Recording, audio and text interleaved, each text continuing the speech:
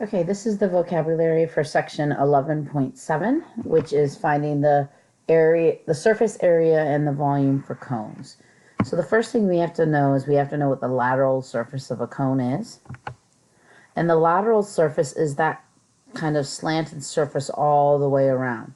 So the base we know is a circle, and the lateral surface is the other.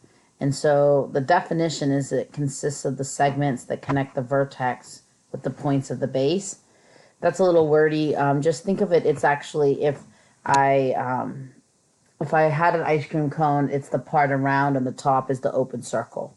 Okay, so just make sure you understand the difference between the lateral surface and the other.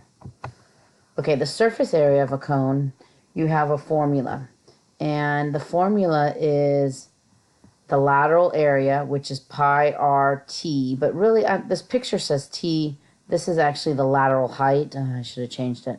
This is supposed to be L, a lowercase l, plus the area of the circle. So it's pi r l for lateral. It's the slant height. Remember, we've had slant height in pyramids, plus pi r squared. So make sure you make this a cursive L, not a T. And then the volume of a cone is similar to the volume of a pyramid, where it's the volume of a cylinder, pi r squared height, but then because it comes to a point, you just divide it by 3.